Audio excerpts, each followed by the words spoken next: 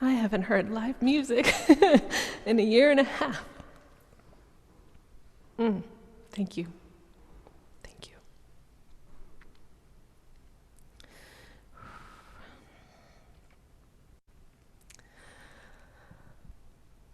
So my partner Kai and my new baby Nova and I got on a flight for the first time since the pandemic began on September 2nd and flew to visit Kai's family in Maine.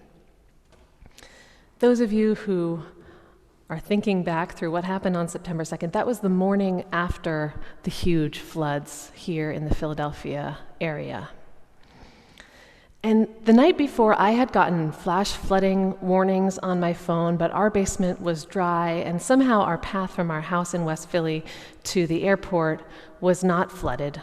And so I didn't really understand what had happened in this area until our plane had taken off and we were in the air above the city.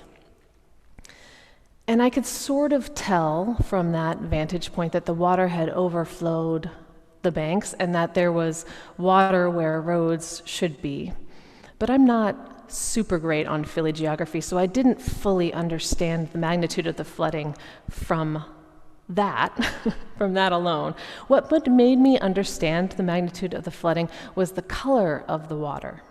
The color of the water. Because from above, the water color that I'm used to, that indescribably dark blue, green, brown that you only see in bodies of water and in the eyes of babies, had turned this muddy, pale tan, almost like a cup of coffee with cream in it. All of the bodies of water were that color from above that morning.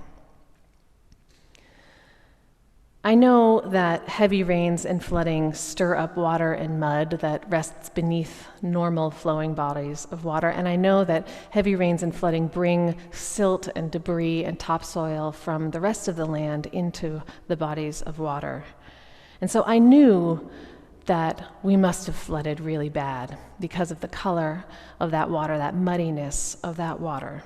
The water that was so thick that I'm sure if you were swimming in it, and because I know that people in Philadelphia did actually swim in that water. If you were one of those people, I invite you to go get a tetanus shot. That was what we were invited to do if we went swimming in the floodwater.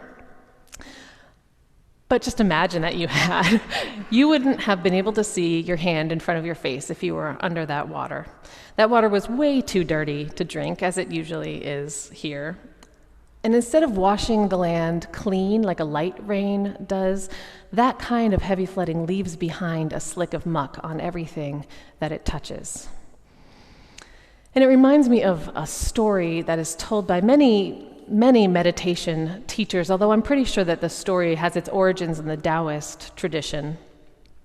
And it goes something like this. Once there was a teacher who was traveling with some of her followers, and they came upon a lake. And the teacher asked one of her followers to go and get her a glass of water from the lake. And as the follower walked up to the lake, it was a shallow kind of lake, and an ox cart rode itself through the lake and stirred up all of the mud in the water. And the disciple, her follower, looked down and said, "Oh God, this water is really muddy. I can't give this to her to drink." And so he returned to his teacher and said, "The water is too muddy to drink." And so they all sat down on the banks of that lake and they rested for a while. And about half an hour later, the teacher again turned to the same disciple, the same follower, and said, "Will you go get me a glass of water to drink from the lake?" And so the follower got up, walked over to the lake again, looked down again, still too muddy, way too muddy. And so he returned back to his teacher and said, "The water is still too muddy to drink." So they all sat down one more time, and they rested for a while longer. And then the teacher, a third time, asked that same follower, "Will you go get me some water to drink?" And he returned to the lakeside one more time and found that the mud had settled, that the water was clear, and he filled a pot with water and brought it to his teacher so that she could drink. And the teacher looked at the water, and then she looked up at her follower, and she said, "So what did you do to make that water clean? What did you do to make that water clean? You let it be. You gave it time. The mud settled down on its own, and clear water arose. It is the same with our minds, she said. When our minds are muddy and cloudy and swirling with too many thoughts and too much anxiety, we must just let them be. We must just give them time. Our thoughts, our anxieties will settle on their own, and clarity will arise.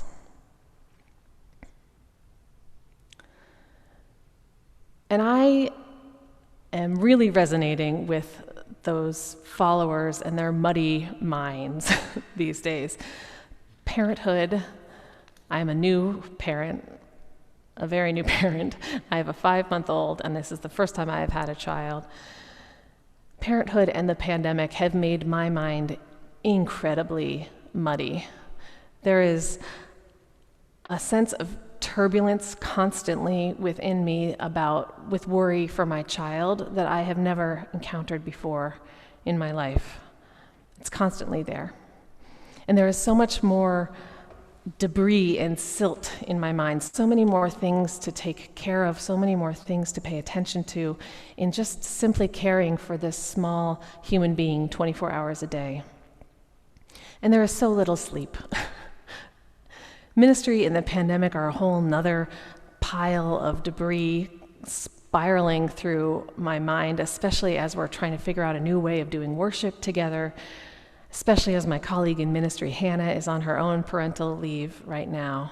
And I have been dropping balls here in my ministry. I have been losing details. I have been struggling to sequence events properly. I've been struggling to focus. And sometimes I feel so full and so cloudy that I can't even really enjoy the blessings in my lives. Sometimes I can't even really enjoy this new family member I have, this adorable, chubby little baby that I love so much. And I can't even fully enjoy this job that I love so much and my colleagues in the staff and in lay leadership here. As a minister, part of my job is to be still and to find that clarity within so that I might invite the congregation into it and be a beacon of that clarity for you all. And sometimes I am okay at it, and sometimes I'm not so great at it, but right now I am so bad at it that it is unnerving to me how disconnected I feel from that particular part of my role as your minister. So how about you? How are you feeling? Are any of you feeling muddy? Are any of you here feeling muddy? I think that some of us feel like this all the time. Maybe some of us feel clarity all the time, but I think the vast majority of us are feeling some version of muddiness right now.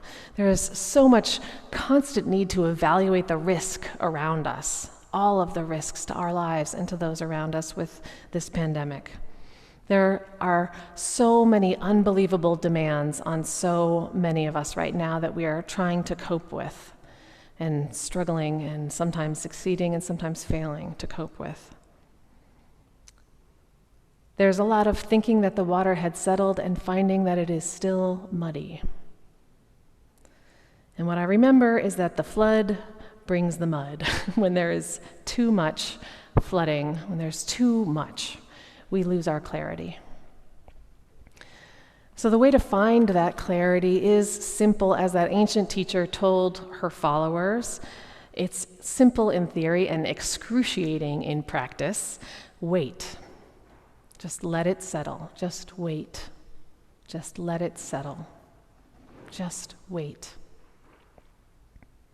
The more we kick and flail trying to settle that mud, the more it gets stirred up. None of us can force this pandemic to go away with just our own individual efforts. And most of us can't let go of those enormous demands on us right now. Most of us can't just say, forget this, I quit, or forget this, I'm moving to X country that doesn't have a pandemic. Many of us can't even say, I'm dropping the kids off at my mother's house so that I can have a moment alone. We're just simply stuck in the mud. We're stuck in this mud. And knowing that we must wait more for some semblance of normalcy after we have waited for so long already feels almost impossible to many of us. Vietnamese Buddhist monk Thich Nhat Hanh once reminded his followers, "No mud, no lotus. No mud, no lotus. That which is most beautiful arises from that which is most murky. No mud, no lotus."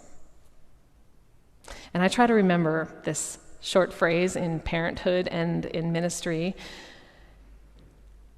even when I am most frustrated with myself, maybe perhaps when I am most frustrated with my own murkiness right now. No mud, no lotus. When I drop the ball or when I fail to attend to something important, I can still feel the joy that I have in working with my colleagues here, the joy that I have in working with you all and getting to hear you sing in person today, hear you sing virtually each week that we have been virtual. Rooted in the mud, and maybe even rooted in the deepest, most incompetent places in me, there is still laughter. We still have forgiveness together. There is still passion and purpose in ministry. There is still creativity and so much power in collaborating with you all to awaken love and justice in our lives and in the world.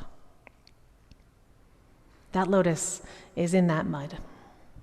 And even when I feel like I can't go another night with so little sleep, and then just when I've seemingly fallen asleep, I hear my baby cry for comfort and for milk, when I resent the entire business of caring for a baby and breastfeeding and find that the whole system by which we perpetuate our species to be patently unfair, I remember the words of the more seasoned parents and grandparents among us in this community and in this world who have told me it goes by so fast. Blink and he is going to be walking. Blink and he's going to have graduated college. And so in those middle of the night moments when I would just want to be sleeping, instead I hold my baby and I bring my attention to the warm weight of his body that is curled up in my arms and the soft creases of his chubby little thighs and the little satisfied noises he makes when he eats. And the way he grabs my thumb when he's nursing like I'm his dream joystick. And he uses my thumb to get to the ceiling fan and to get to the cat. I revel in the beauty that is my child, even in those midnight moments. And I remember no mud, no lotus. So what is the lotus in your mud today? In your most cloudy and frustrating and doubt-filled, I don't know if I can keep doing this moments. What small beauty, what glimmer of gratitude can you still see? To what can you turn your attention in order to wait for the mud to settle? Actually, type those in the chat. Someone just type one or two things that you turn your attention to in your most muddy moments. So much mud, yeah.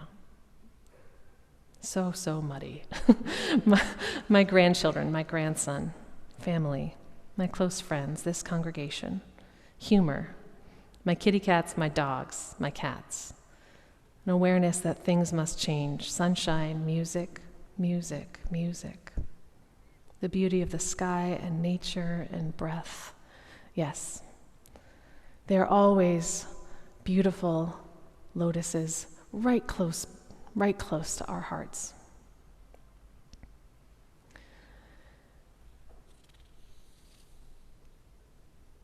When we flew home a week after the flood, my back was aching from the cramped airline seat and from holding my baby so that he would stay asleep while we taxied and rose up and came back down. And as my brain clouded up with thoughts like, oh my God, my back is killing me, and oh God, don't move, you're gonna wake the baby, and is that person wearing their mask correctly, and I hope this flight doesn't go down.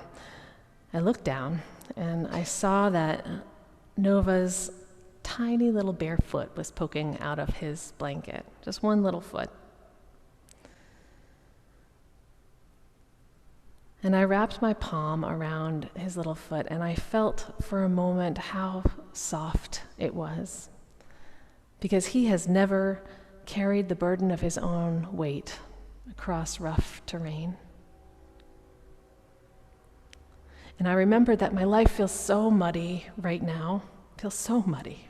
It's so hard to focus, and it's so hard to feel on top of everything.